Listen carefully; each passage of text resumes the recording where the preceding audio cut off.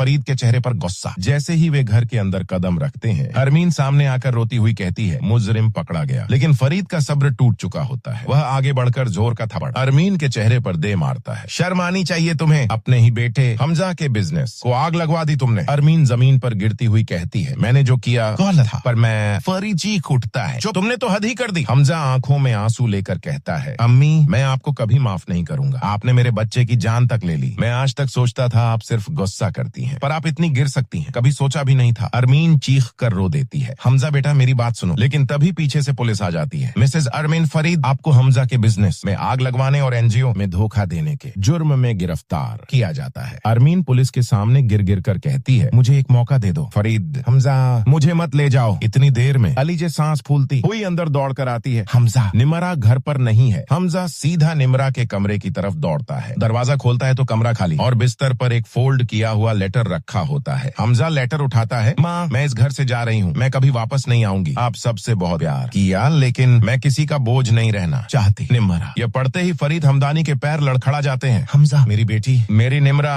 उन्हें तेज दर्द उठता है और वे जमीन पर गिर पड़ते हैं। फिर अस्पताल ले जाया जाता है। हमजा और अलीजे उन्हें स्ट्रेचर पर ले जाते हैं। कुछ देर बाद डॉक्टर बाहर आता है। तबीयत अभी स्टेबल है, स्ट्रेस बहुत ज्यादा था। अलीजे तुरंत निमरा को कॉल करती है, निमरा प्लीज घर वापस आ जाओ, तुम्हारे अब्बू की तबीयत बहुत खराब है। दूसरी तरफ निमरा कहती है, भाभी मैं आ रही हूँ। थोड़ी देर बाद निमरा अस्पताल पहुँचती है और फरीद का हाथ पकड़कर रो पड़ती है। अब्बू मैंने दैम से शादी नहीं की, मैं भागी नहीं थी, मैं बस टूट गई थी। फरीद आंसू पोंछकर कहते हैं, पागल लड़की, तुम बिना सोचे समझे चली गई। मेरा दिल टूटे बिना तुम्हें सुकून कहाँ। दूसरी तरफ सिकंदर ने सस्ता और डुप्लीकेट मटेरियल इस्तेमाल कर कई बिल्डिंग प्रोजेक्ट बनाए थे। वह बिल्डिंग कुछ ही दिनों में ढह जाती है। लोग चीख चिल्ला रहे होते हैं। मीडिया कैमरा लेकर आ जाता है। पुलिस आती है। सिकंदर, जिस बिल्डिंग को तुमने अप्रूव किया उसकी वजह से इतनी जानें खतरे में पड़ गईं। लोग अपने पैसे वापस मांग रहे हैं। इन्वेस्टर्स गुस्से में चिल्लाते हैं, हमारा पैसा लौटाओ, तुमने सब लूट लिया। सिकंदर घबरा कर कहता है, मैं सब दे दूंगा, मुझे वक्त दो। लेकिन पुलिस को हाफिज साहब की मौत की असली वजह पता चल चुकी होती है। एक अफसर बोलता है, हाफिज साहब की हादसा नहीं, मर्डर थी और सबूत तुम्हारी तरफ जा रहे हैं। पुलिस सिकंदर को हथकड़ी लगाकर ले जाती है।